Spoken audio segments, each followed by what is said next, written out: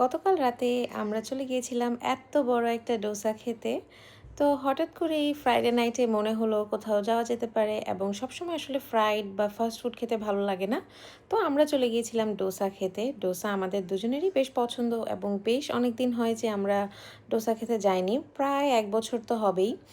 তো এই জায়গায় চলে গিয়েছি এবং যেহেতু রাত ছিল তো আরহামকে আগে খাইয়ে দিচ্ছিলাম। তো দেন আমাদের ১ম অর্ডারটা চলে আসে সেটা ছিল রাসাম।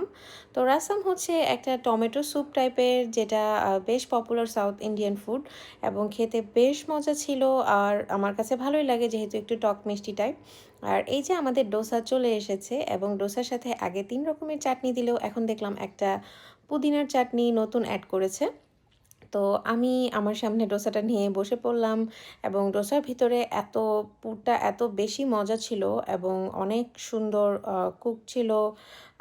তো এই তো এখানে আমি ১ম এ আমার হাসব্যান্ডকে খাইয়ে দিচ্ছিলাম এবং ভিতরে এত বেশি পুর থাকে যে আমার কাছে মনে হয় যে ডোসার যেই বাইরের শেলটা বা রুটিটা এটা উল্টা আরেকটু বড় থাকা উচিত ছিল। কারণ দেখা যাচ্ছিল যে আমাদের রুটিটা শেষ হয়ে গেছে কিন্তু ভিতরের পুরগুলো অনেক রয়ে গেছে।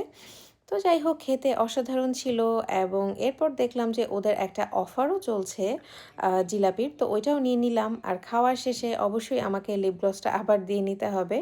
এই যে ১ বক্স জিলাপি ছিল $৫ তো সেটাও আমরা নিয়ে নিয়েছি। তো যাই হোক এরপর আমরা আস্তে, আস্তে বিল দিয়ে বাসার দিকে চলে গেলাম। এই তো দ্যাটস ইট। বাই।